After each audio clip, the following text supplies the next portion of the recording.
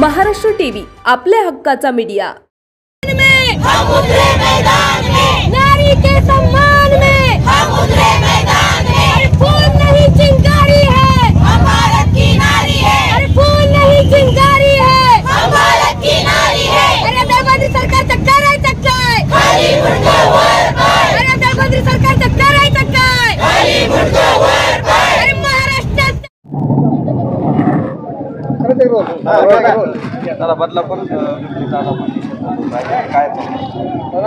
मला वाटतंय 3.5 वर्षाच्या लेकराच्या बाबतीत जो प्रकार किळसवाना त्या ठिकाणी घडला ही अतिशय दुर्दैवी घटना आहे। मला वाटतंय आपल्या सगळ्यांनाच त्या वयाच्या मुली आहेत आणि अशा परिस्थितीमध्ये ही घटना घडल्याच्या नंतर जे पोलिसांनी प्रोॲक्टिव्हली करणं अपेक्षित होतं, ताबडतोब गुन्हा नोंद करून त्या ठिकाणी त्या आरोपीला, त्या नराधमाला अटक करणं, ताबडतोब त्याच्यावर स्ट्रिक्ट ॲक्शन घेणं, मला वाटतंय तशा प्रकारची ॲक्शन न घेता कुठल्याही प्रकारचा गुन्हा त्या ठिकाणी दाखल करून घेतला गेला नाही। मला वाटतंय अशा पद्धतीनं पक्षीय राजकारणाच्या विचक्यात अडकून जर अशा गंभीर घटनेकडे आपण दुर्लक्ष करत असू तर याच्यापेक्षा दुर्दैवाची गोष्ट कुठलीही असू शकत नाही। ह्या घटनेचा तीव्र शब्दात निषेध आहे आणि माझी आपल्या माध्यमातून सरकारकडे विनंती आहे की अशा घटनांला वारंवार त्या ठिकाणी घडताना आपल्याला त्या ठिकाणी समाजात दिसत आहेत। अतिशय दुर्दैवी गोष्ट आहे। 3.5 वर्षाच्या लेकराच्या बाबतीत असं कृत्य करणाऱ्या लोकांना मला वाटतंय अतिशय कठोरातली कठोर शिक्षा झाली पाहिजे। ती शिक्षा इतकी कठोर असली पाहिजे की भविष्यात पुन्हा अशा पद्धतीचं वागण्याचा कुणीही प्रयत्न केला नाही पाहिजे। अशा प्रकारची शिक्षेची तरतूद मला वाटतंय अशा आरोपींना असणं गरजेचं आहे आणि सरकार नावाच्या यंत्रणेनं कोणी कुठं का असना अशा नीच कृत्यामध्ये जर एखादा माणूस त्या ठिकाणी अडकला असेल, एखादी संस्था अडकली असेल, तर मला वाटतं तिथं त्यांचा पाठीराखापणा करण्यापेक्षा त्यांच्यावर स्ट्रिक्ट ॲक्शन घेऊन त्यांच्यावर कारवाई करणं अपेक्षित होतं, जे की त्या ठिकाणी केलं गेलं नाही। मग जनतेचा प्रक्षोभ झाला, लोक चिडली, कारण शेवटी माणसं सहन करायची एक मर्यादा असते आणि सहन करायची मर्यादा संपल्याच्या नंतर कोणीही त्या ठिकाणी ऐकत नसतंय। मला वाटतंय ह्याच्यापासून शहाणपण घेऊन तरी तातडीनं अशा गुन्ह्यासाठी कठोरातली कठोर शिक्षेची तरतूद सरकारनं त्या ठिकाणी करावी। सरकारचा निषेध करतोय आणि तुम्ही जे फ्लेक्स लावलेत ना त्यापेक्षा आमच्या लेकी आणि बहिणी त्या सुरक्षित करा एवढीच मागणी सरकारकडे आमची आहे। आता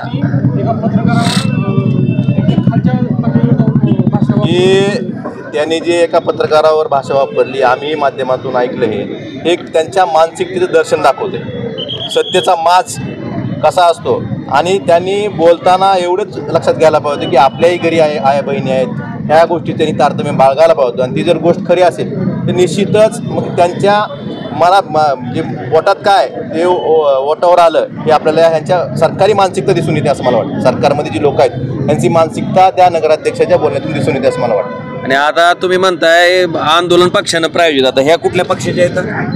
ह्या ज्या माझ्या भगिनी आता बाजूला उभ्या आहेत पक्षाच्या आहेत कुठल्या?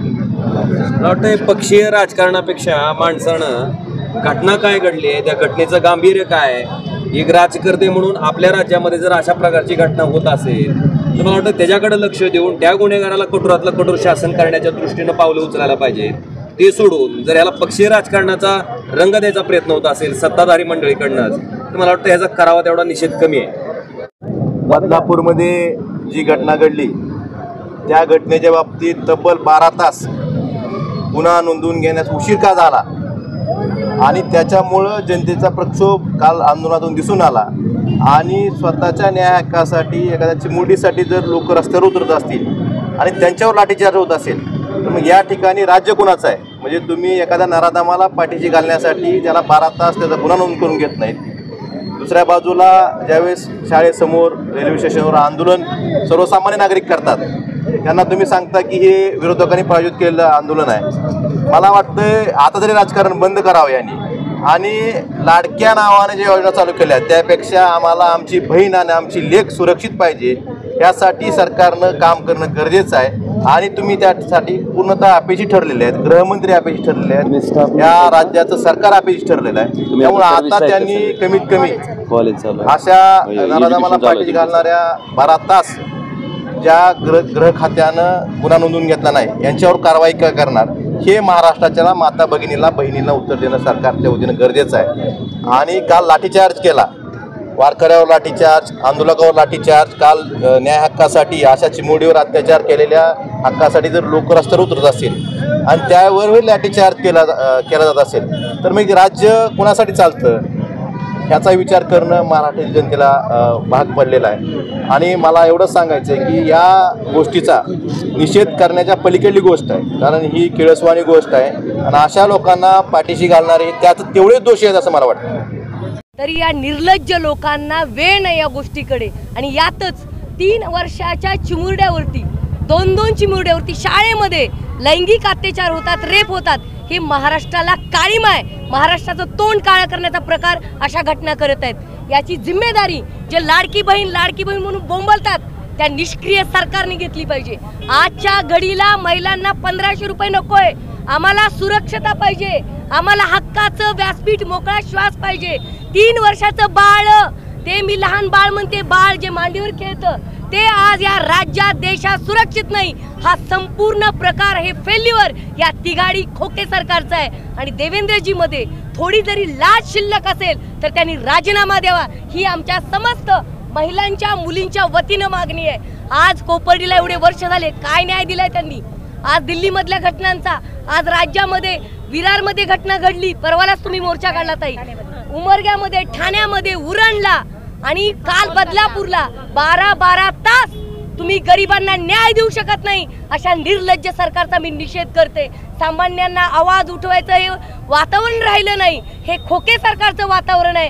आणि जनता रस्त्यावर उतरल्यानंतर बदलापूर रेल्वे स्टेशनला लोक रस्त्यावर उतरल्यावर या नालायकांना जाग आली. आम्ही निषेध करतो, आम्ही लोकशाहीची मागणी करतो आणि हे सरकार बरखास्त करून एक चांगलं सरकार यावं आणि न्याय मिळावं ही आमची अपेक्षा आहे. आज राजकारण आम्ही बाजूला ठेवतो. आज मी सांगते, पक्षी आमच्या सगळे झेंडे बाजूला ठेवून एक स्त्री म्हणून आम्हाला जर आमच्या महिला मुलींना न्याय मिळत नसेल, एकाही नेत्याची गाडी रस्त्यावर आम्ही फिरू देणार नाही. जी घटना घडली आता सगळ्या देशामध्ये माहीत झाली, पण हे करणाऱ्याला काही शिक्षा काय देते सरकार? एका रात्री सरकार बदलू शकतात, एका रात्रीमध्ये मुलींवर अत्याचार करायला शिक्षा का होत नाही? आजकाल सरकारने योजना काढली लाडकी बहीण योजना, काय फायदा त्या लाडकी योजनेचा? 1,500 घेऊन घरात बसतात महिला.